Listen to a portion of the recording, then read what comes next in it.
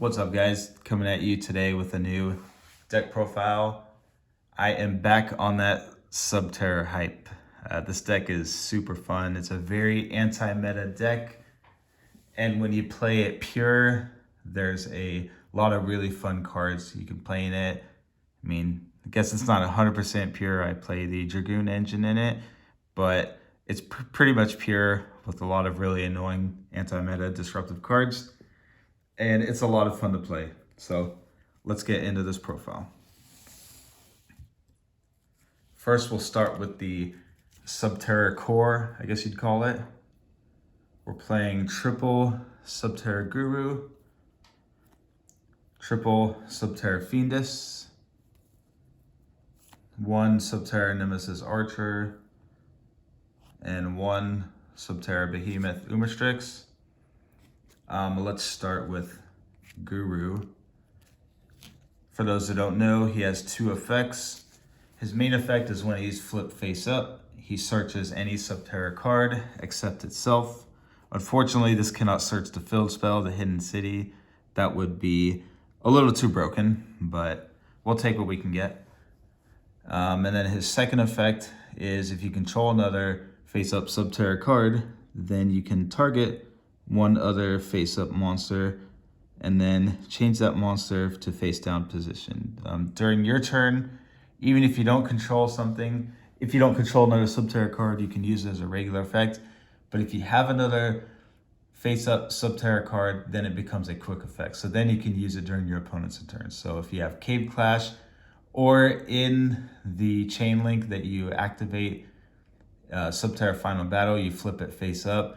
Now, since it's face up, you can chain Subterror Guru to that since you control another Subterror card. So that's a cool interaction. I've had double Guru on the board, one face up, one face down, and it was really disgusting. I was playing against Dragon Link, and I had one face up Guru, one face down, and then a set Final Battle. So they normal summoned their Star Liege, I think, and then I activated Final Battle, flipping it face up, declare the effect, flip Guru face up. So the one that's face down, we're trying to flip it face up. And then the one that's already face up, then I chained that one. And then I targeted himself and Star Liege and then flipped them both face down. And then on resolution, the one that's face down got flipped face up. And then I used that to add a Fiendus to hand. Now I had an Omni Negate ready. So it was really cool to have both of those. That happened late game. So by that point, I was able to outgrind the opponent. Subterror Fiendus, that's your Omni Negate. If you control a face-up Subterror monster, you pitch this from your hand to the graveyard. So there are some instances where you can't use this card. If you're under D-Shifter, because this card uses the phrase send to the graveyard, that blocks that. It can be called by, stuff like that. That's pretty standard, but it's still a really good card and it's still very worth searching. Its other secondary effect is pretty cool. You normal summon it and then you target a monster. Target one face-up monster you control, change it to face-down defense position.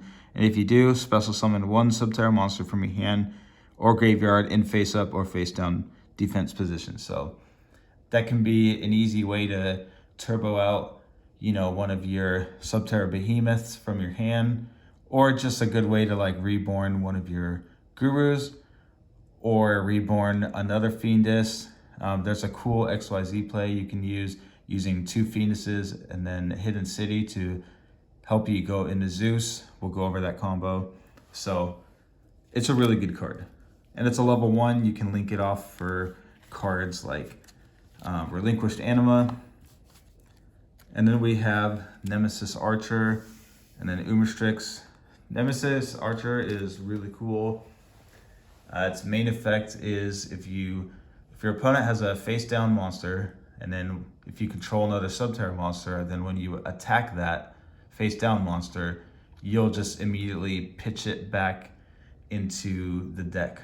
So it's really cool because you can have a monster that you're having trouble against that's kind of problematic, If you're able to flip it face down like through Guru, then rather than having to deal with whatever its effect is, then you just pitch it back to the deck. And since it's face down, as that's happening, there's not going to be any effects that trigger.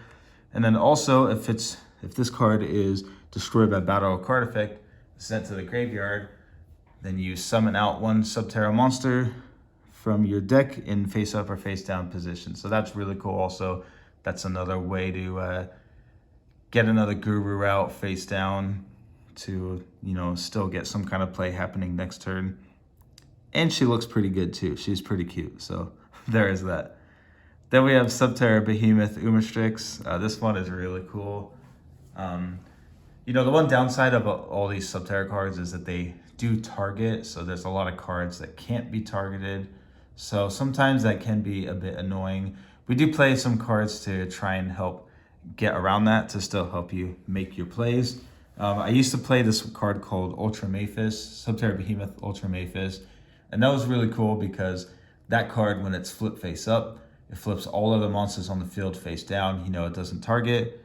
So it's a good way to, flip those troublesome monsters like Dragoon face down.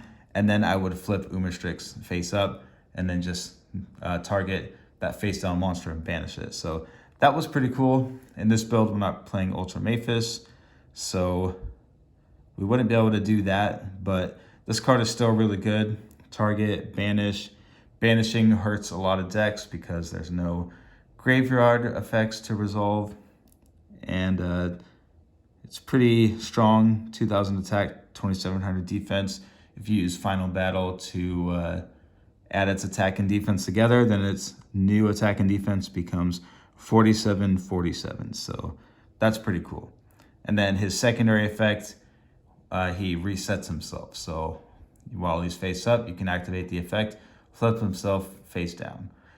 Now, don't be too quick to always use that effect because sometimes if he's your only face up Subterror monster and you have a Fiendus in your hand, that's what makes your Fiendus live. So try not to shotgun that effect out because then you'll just have a dead Fiendus in your hand. And then for the Subterror spells, we are playing triple Hidden City, of course, one Cave Clash, and then one Final Battle. So Hidden City is pretty standard. That's your searcher. When you activate it, it lets you add one Subterror monster from deck to hand. Sometimes it's pretty funny because, people want to ash this because they're assuming that you don't have any Guru in your hand. But there's a lot of times where I already have Guru and then they ash it and then I just set my, unknown face down monster and then use Hidden City to flip it face up. And then lo and behold, there's my Guru and then I still get my search. But being able to search off that is even better. And then its next effect, once per turn, flip one Subterror monster that's face down, face up. So that's how you set your Guru and then use Hidden City to flip it face up. And then you get your Fiendus turn one. You have an Omni Negate ready right off the bat. And then its last effect, when your opponent attacks you, you can flip one face down Subterror monster face up to negate the attack. And then remember, our Subterror monsters get effects when they're flipped face up. So then you plus even more off of that. So this is definitely a very big target for people to try and remove. It's a really good card. Subterror Cave Clash. A lot of people don't play this. And I know it comes down to personal preference. I mean, I've tested out builds where I didn't play it, but I think it's still a really good card. Mainly just because it lets you tap into Guru's quick effect, where if you control another Subterror card, then you can use his target and flip effect during your opponent's turn. So honestly, that's mainly what I use it for. The other effect that's really cool is that when your Subterror monster does battle damage to your opponent, you can target one Subterror card in your graveyard and then add it back to your hand. So with that, you just keep recycling your Fiendus. You don't have to dedicate your Guru search each turn to that. You just keep adding it back through Cave Clash. And then the other small effect that doesn't really come up too often, but can come up, is all Subterror monsters you control gain 500 attack and defense for each set monster on the field. So sometimes in damage calculation, that can definitely come up. You know, you can have a couple set cards to boost the attack of one of your Subterror monsters. But honestly, I don't really care about that because that's what we have Subterror Final Battle for. And then we're playing the one copy of Subterror Final Battle. It has 4 different effects. When you flip it face up, instead of going to the graveyard, it just gets flipped face down.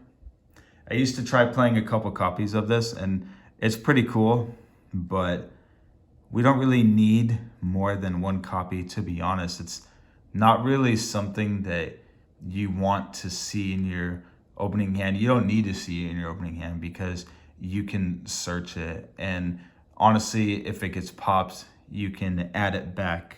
You know, you can use Subterror Cave Clash's effect to add it back to your hand. So it's not really something that we want to run multiple of just because one is all we really need. Next, we are playing the Red Eyes Dragoon package. Just because Konami bans Verte Anaconda does not mean that we stop playing this package. It's still really good. And I think this package will be very unexpected because since Anaconda got hit, you know, the prices for this and DPE have gone down a lot. I mean, at one point, Dragoon was like almost $140, which was crazy considering he was about $40 when he first came out in the Megatons. DPE dropped down a lot too. So, you know, running those engines, a lot of people, for them, it's not really worth it because they don't have a way to go into those cards very quickly the way they did before. But for us, it's still worth it to play because we play cards like Prosperity that lets you dig 6 deep at a time. This is one of those decks where you do not really care about your extra deck, so you can just banish everything away to dig deep. So I think it's personally still very worth running this engine. Why do I run it over DPE? Because Dragoon is the better boss monster of the two, and Red Eyes Fusion is at 3, and then Fusion Destiny is only at 2. So you just have a much better chance of seeing this card than you do Fusion Destiny. And honestly, a lot of times this deck does not really have that crazy like driving force to really push for game. A lot of times it's like a slow, painstaking win. So you just need like a really big attack guy that can keep raising his attack more and more. And, you know, having another Omni Negate will really help protect this deck. You know, I just feel that Dragoon is much better than, you know, a pop each turn. And many people are really prepared anyways to already stop DPE. So that's why I choose to run Dragoon. Then for our hand traps, we are running 3 copies of Dimension Shifter and then 3 copies of Ash Blossom. Dimension Shifter is a crazy card. There's so many decks that you'll play against where if they're going first, you activate this card.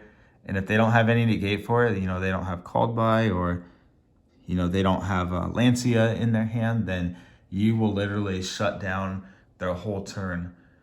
And if you're afraid of getting, you know, hit by Gamma, because sometimes people do play those cards, you know, it's obviously not really like a meta relevant card, but when you go to your locals, you'll see a lot of people play a lot of different things. So there's been times where I've shotgunned out cards like this, you know, before they've even played anything in the standby phase, and then they go Gamma, and it's like, crap, I just wasted that for nothing.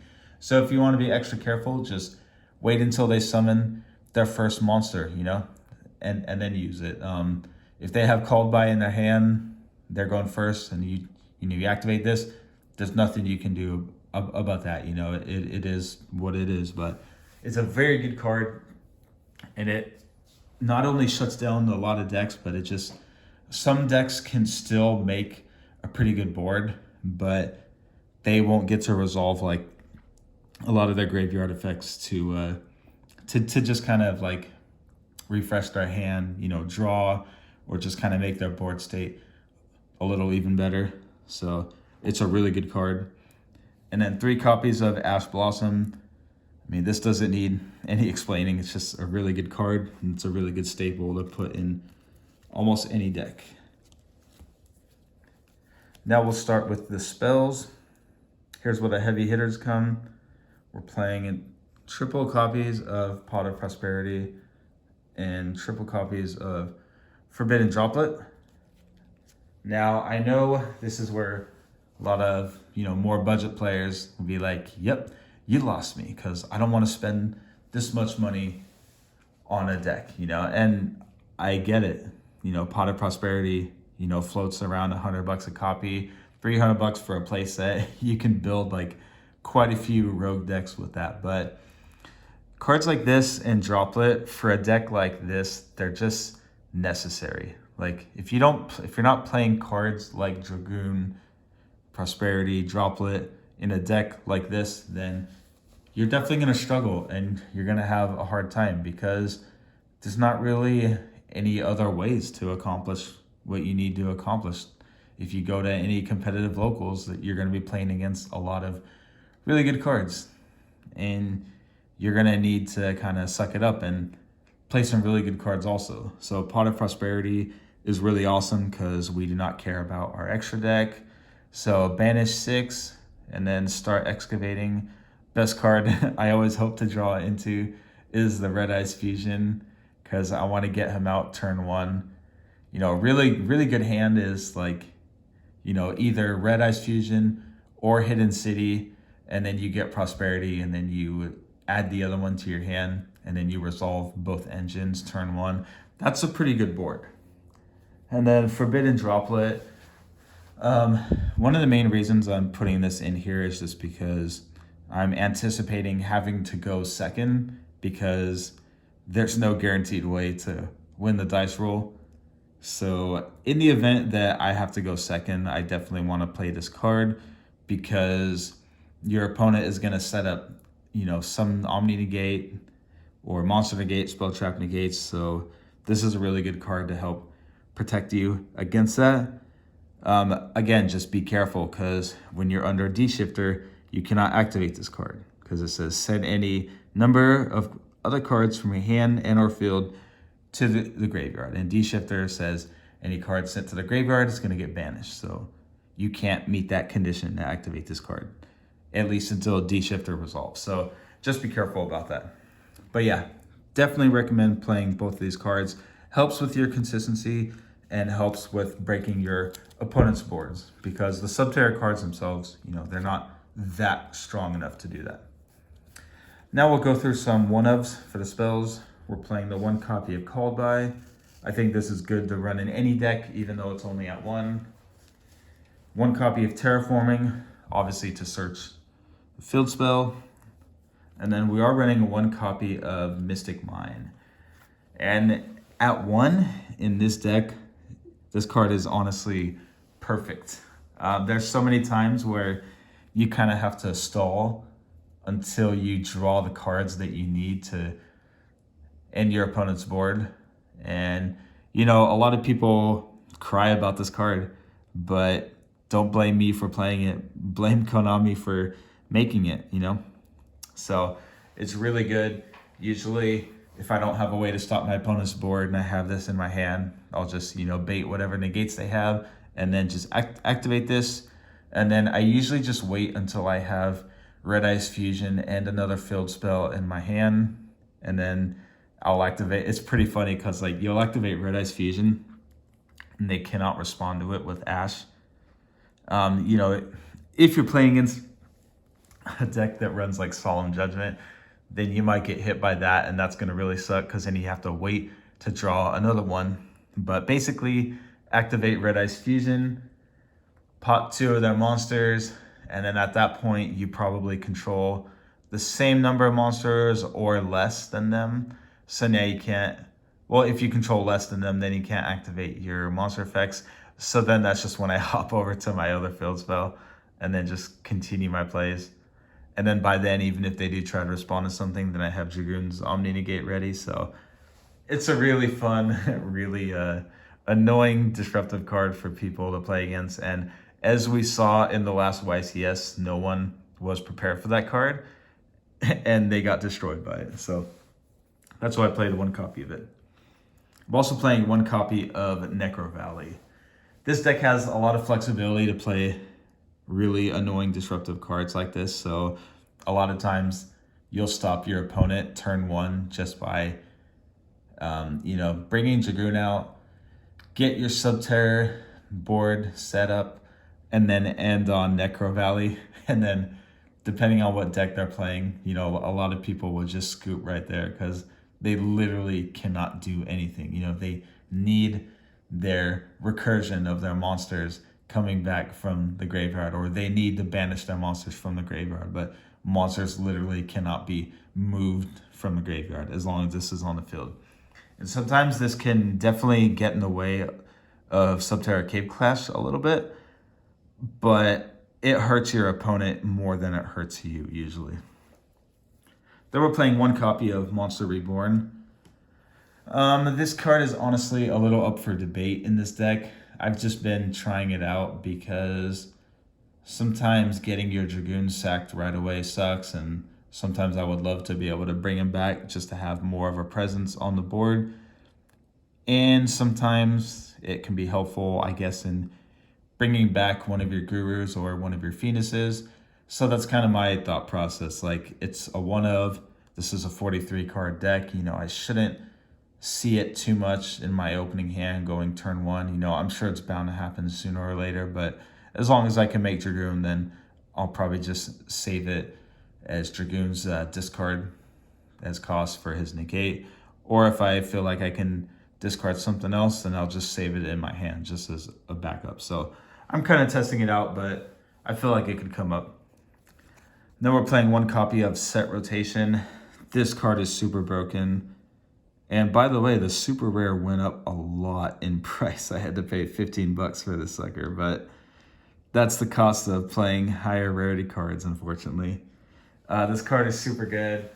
I mean, in worst case scenarios, it's an easy way to get your hidden city out. It kind of sucks giving your opponent Necro Valley or Mystic Mine. I've only given my opponent Mystic Mine once, and that was when I already had Dragoon on the board and I had his negate ready, so I was confident. I also had a Solemn Judgment set, so I was confident that I could stop it. But yeah, give yourself Hidden City, and then give your opponent something else, and then you activate your Hidden City and get your engine going. So it's definitely a really cool card. Basically, since the field spell is like so crucial for our combo going off, we're trying to run like as many ways as we can to get into our field spell. Now for the traps, we're playing a few of them. We're playing triple copy of There Can Be Only One. This is also another very good anti-meta card. There's a lot of decks that this just ruins. If you haven't been able to tell by now, this is a going first deck. So the goal is to go first, and the goal is to set up as much floodgates as we can through Dragoon, through the Subterror engine, and through other cards. So this is another really good one. There's a lot of decks that cry so hard when you put this card out. And Subterror does not care at all because all the monsters are different types. So it's incredibly hilarious. Then we're playing triple copies of Solemn Judgment. I juggled between this and Strike for a little bit, but I just had to decide on this because once your opponent, unless they already know, once they realize how crucial your Hidden City and your Final Battle are, they're going to do whatever they can to get rid of that. And one of the main ways is through back row removal. And Lightning Storm is a card, Twin Twister is a card, they can sack both of those cards at once. So this is protection against that. Also, sometimes it's incredibly funny to just negate the summon of your, opponent's first monster, their first normal summon. Like if you do this against Fluanderes, a lot of times they will cry because there goes their whole play right there. Their first normal summon couldn't go through, so there goes their whole play. So that is an incredibly funny card. I mean, if they have the field spell, then they can still get their extra normal summon, but they have to have that in their hands. So it's a really good Saki card. And yeah. Then we're just playing the one copy of Metaverse. Remember I was saying that we're trying to get as many ways as we can to get into our field spell as fast as we can. So obviously this card is a trap card. It's slower, but does a lot of really cool uses for this.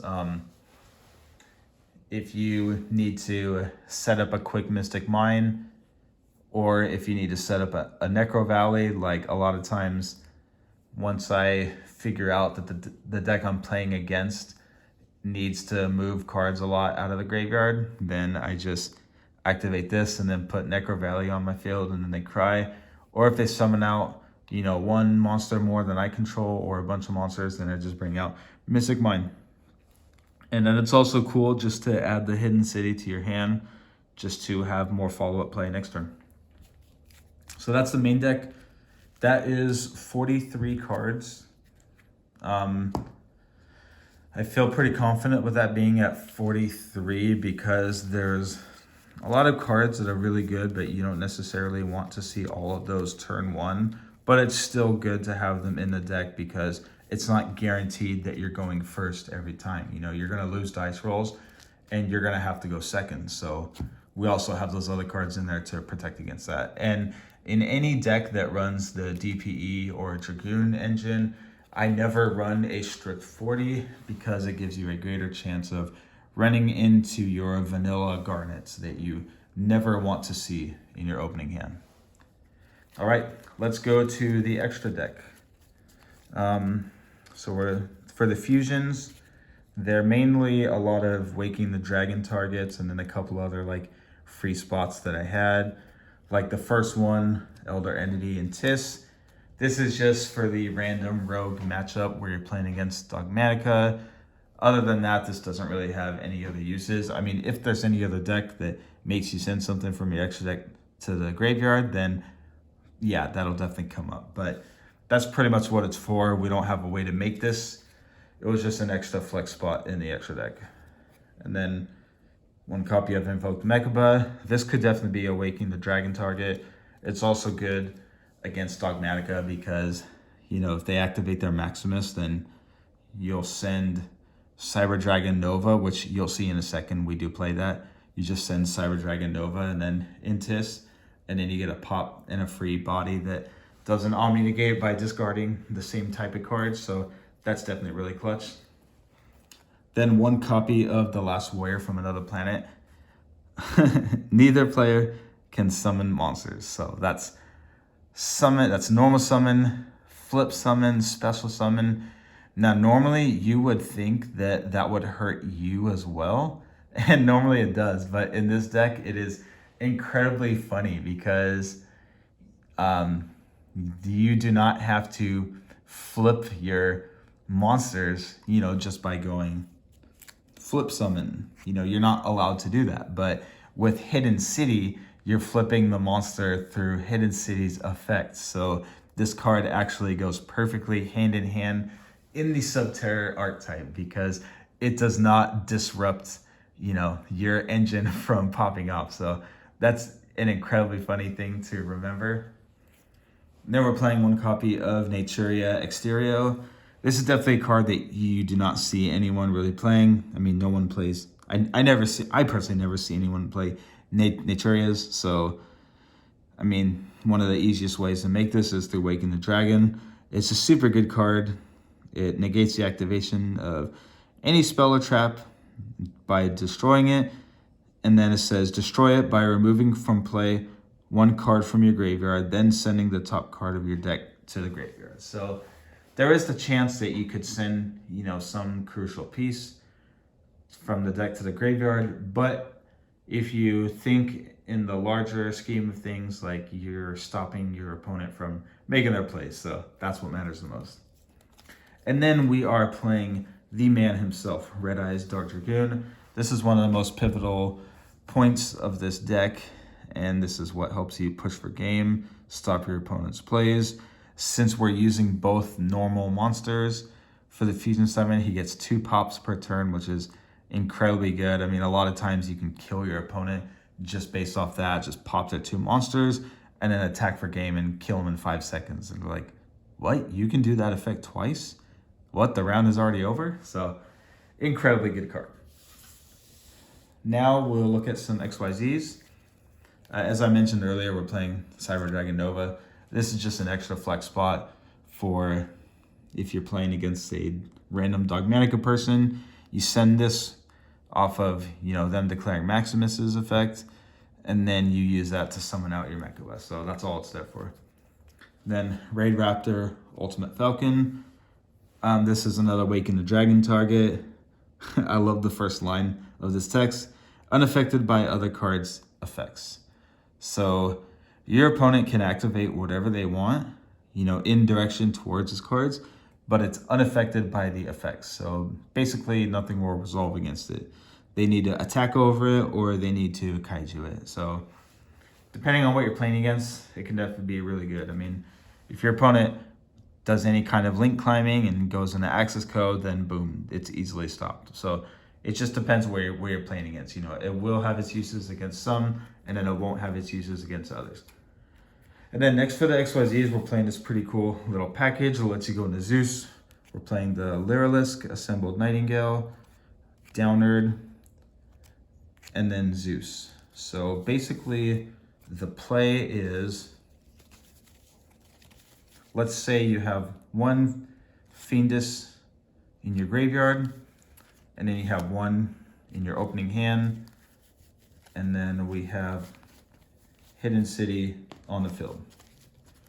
So you normal summon this Fiendus, target itself to flip itself face down, and then assuming the effect resolves, it's going to special summon this one from the graveyard. And then you use Hidden City's effect to flip this one back face up. And then you overlay into Nightingale. This card gets to attack directly, and then it cannot be destroyed by battle. So even if you don't get to attack directly, you still get to attack, period. And then you go main phase 2, overlay into Downerd, because you can overlay onto this by using a rank 3 or lower XYZ monster. And then you go from there to Zeus. And then boom, now you have Zeus with 1, 2, 3, 4 material. So that's a really cool play to make. That's why we run that package. It doesn't come up like too much because I want to go for the other plays, but it's definitely there if I need it. Then for the links, we're playing the 1 copy of Relinquished Anima.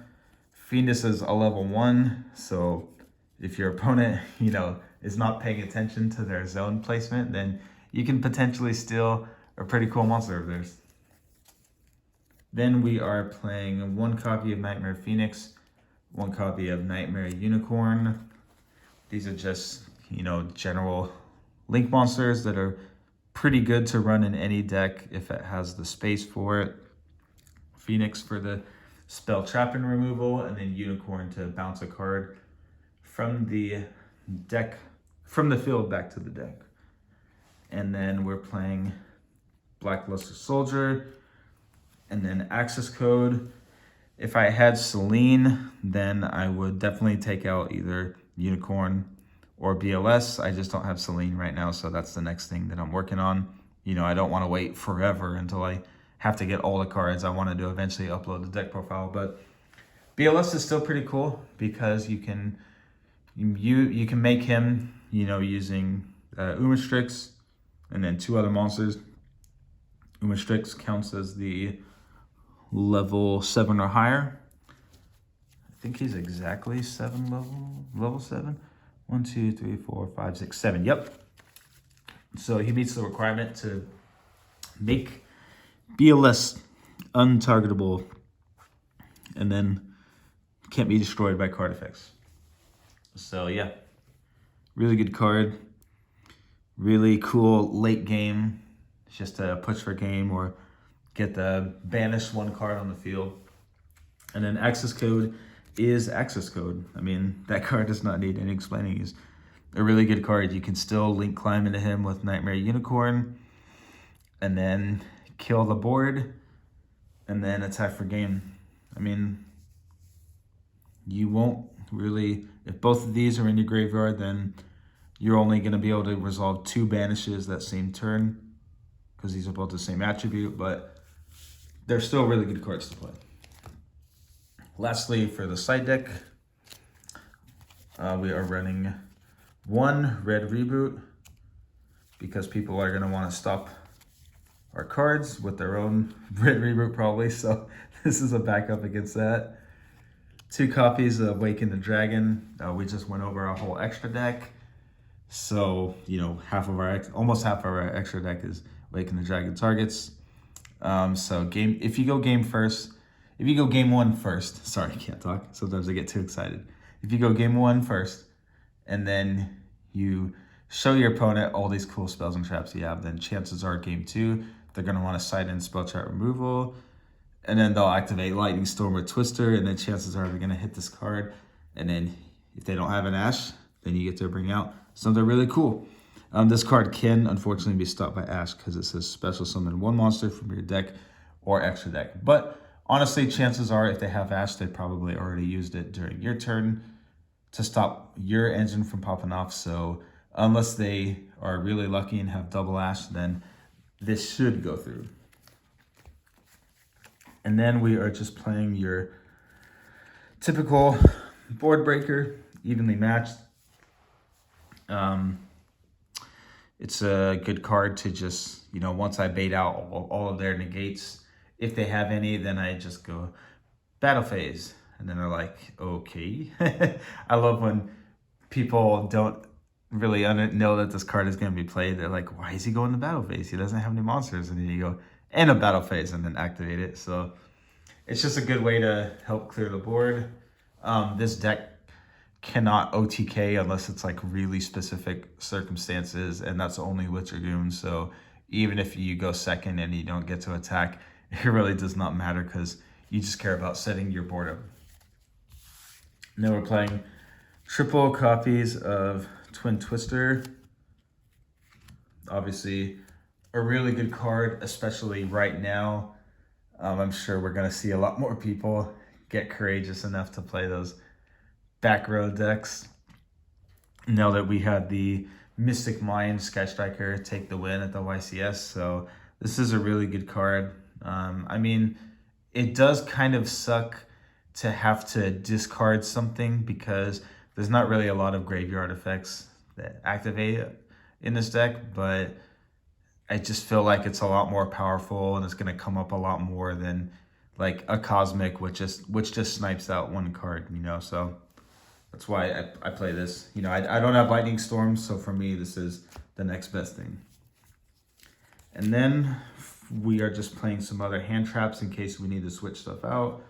Triple copies of Droll Mockbird, and then triple copies of Nibiru. So, I mean, I don't think these cards are good to have in your main deck because they're kind of situational and you don't really know for sure.